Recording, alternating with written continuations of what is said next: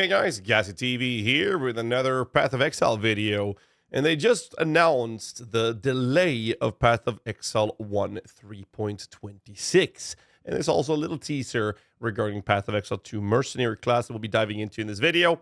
However, not everybody is super excited about the announcement for 3.26, and I'm on the fence. I feel like I'm a little bit ambivalent when it comes to the situation. At one point, or rather on one hand, I feel like, hey, this is a good thing. Focus on making sure that the PoE 2 launch does not enter the same era that D4 did on their launch, but rather have a proper, as flawless product as they can manage on launch to have a proper release.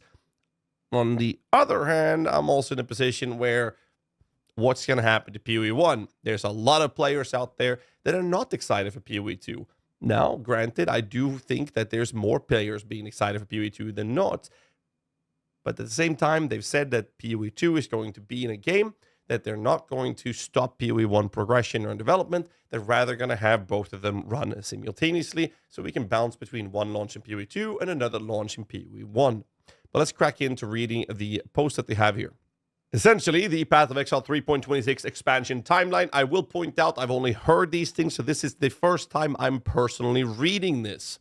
So, now that we've announced a new date for early access of Path of Exile 2, we would like to be given an update of the timeline for our next Path of Exile 1 expansion. The 3.26 expansion timeline, Path of Exile 1, has received 2 new expansions this year, with the ongoing Settlers of Kalgur being one of the most successful leagues ever.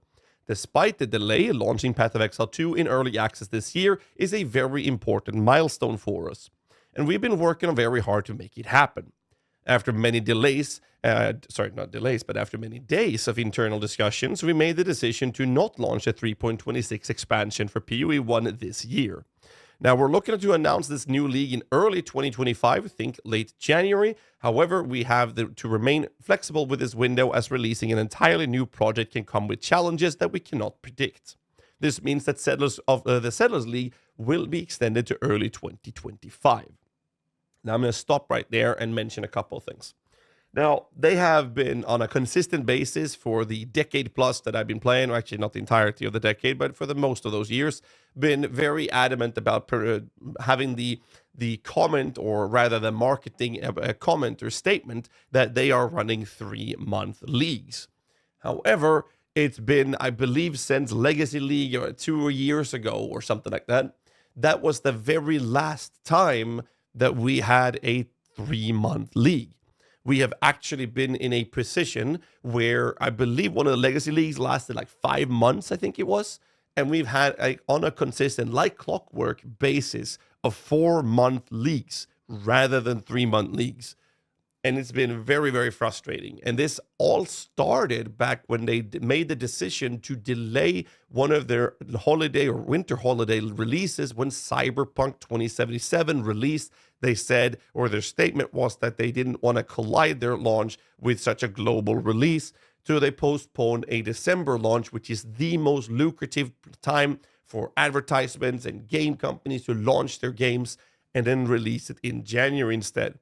Ever since, we have never seen a 3-month league that I can recall since this time frame. And it's been very frustrating. Now, from a streamer perspective, it's a bit awkward as well, because I have seen many of my friends go from full-time streaming over these years to not be able to sustain themselves, because the way seasonal ARPG streaming works is that we have a very high peak when a launch, and then that dies down in the second month, and third month is very frustrating for a lot of us. And that has been adding another month, which has been very detrimental for a lot of us content creators. And this is why you see a lot of us streamers not be able to sustain ourselves full-time unless you're big enough to manage. Now, I've been lucky enough to have my written guides and other projects on the side going on, as well as a fantastic community that's been very, very generous to making me able to continue content creation full-time all these years. Now, that said, I think that is a very small fraction of the player base, of course, as it only affects the streaming part or content creation part of it. Now, on a player perspective, it's quite frustrating as well, because we've been expecting to see 3-month leagues all these years that this has been going on. They have on a consistent basis, like clockwork, saying we are doing 3-month cycles. but we haven't seen a 3-month cycle for a very, very, very, very long time. And it's kind of frustrating. Now, PoE 2, fast forward to 2024 here at the end of it. They've been saying, hey, we're going to be having PoE 2 coming out in June, I believe it was. And then that got delayed. Then we got November. We made preparations. Myself, Darth Microtransactions, Sister, and I'm pretty sure others will as well. We're going to run subathon events. And it's been so crazy. Some of us, like me and Sis, I know for a fact, we've been making sure we have people that are being flown over and investing our money into having people stream for us when we need to sleep so that we can make the best subathon events that you guys can enjoy, and we can do this the best way possible. And then the delay happened, and now it's just a mess, personally. So I'm a little frustrated on that end. But at the same time, like I mentioned before, I feel like, yes, of course, we were fine with them delaying it because we want this to not end up like Diablo 4, where they launch a game that's actually not going to have a high quality. But what happens to PoE 1? It's a winter holiday in PoE 1. No matter how good Settlers Calgary War, being the most successful league ever, the concurrent player base is done. There's nothing left. And in comes the next event of this post. Join the Settlers of Calgary event on November 7th. To brighten up the wait, on November 7th, PST, we're launching a fresh version of the Settlers of Calgary with a little twist that would run in parallel with the ongoing Settlers League. What they're doing here is that they're allowing us to continue the Settlers of Calgary League if you'd like to. But if you want to, you can get a fresh start of the actual Settlers of Calgary League with a little twist. And they go on by saying, by participating in the event, you'll be able to play the Settlers League in standard, hardcore, solo self-fun, and solo self-fun hardcore versions with a fresh economy and a ladder reset. By reaching level 50 in any version of the event, you'll earn a guaranteed Settlers mystery box per account. The Settlers challenges are also available in this event, so if you're planning to complete them, you will be able to do so. And they've edited this to include solo, self, and hardcore leagues. Apparently, I'm not sure if that was in there from the start. In the event, monsters in every area are affected by a pool of mods, which you'll be able to manipulate upon entering that area, just like Necropolis League. Unlike Necropolis League, though, these mods will only be rewarding, like in this example. Chance for additional regal, additional chaos, pack size. So essentially, they're taking the really cool part about Necropolis League and adding the beneficial aspect to that, to this event, so that people can enjoy the Settlers Calgary on a fresh start, fresh economy, but have additions of Necropolis. Now, I will say, I like this very much, but obviously, like everyone else, I would have preferred a brand new league. However, they go on to say that the mods are the same for all players, and they rotate once per hour in every area, including maps. The start date is 1 p.m. November 7th PST. So that would be 1 p.m. PST to CEST. That is 10 o'clock in the evening. It's the same time of release date that they have on regular releases. And actually, it's literally saying my local time here. Nice, GHAZZY. Very, very professional. Moving on, and it's going to end what we expect to be in the same time that normal Settlers of Calgary League will end, which is in preparation for the 3.26. Now, they are not voided characters, which is also pretty cool to see, despite them having a mechanic that is directly, exclusively only beneficial, and it will be available on PC and console. Now, what does this mean, and why should we be hyped for this? Now, despite the fact that we want PoE 3.26, we're not getting it. This is what we have. I was a little concerned with what the hell I was going to do during November, but I will say this. The best part about this is one thing that I think a lot of people are not looking at. Necropolis brought one of the coolest things we've seen for the minion archetype playstyle in Path of Exile. The Moon Dancers. They were exclusively available for Necropolis League mechanic, and one of the coolest specters that we've seen, and the only ones that were competing with things like Forge Frostbearers or Giga Chad Doriani's prototype Rex Defiler's approaches. And the best part about it, they were one of the craziest leveling specter you can possibly imagine. I absolutely love them. Make sure you check it out. And I'm very excited for that. So what I'm going to do is I'm obviously going to be playing this event, and I'm going to go ham at it and have fun with it all the way into PoE 2 release. And I'll be focusing exclusively during the event on playing with Spectres all the way through, most likely. And I'm very excited for it. So my plan before the event is actually something I was going to do before this announcement.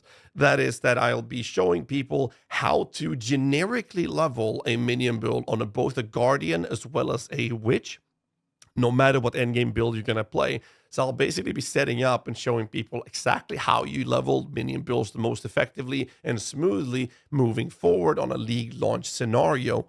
And then you can go to your endgame build that you're looking to play. And I will be going with a Wretch Defiler Dorianish prototype endgame Spectre build. And the reason why is because it competes in endgame content with something like the Forge Frostbearer Ward Tank build, for example.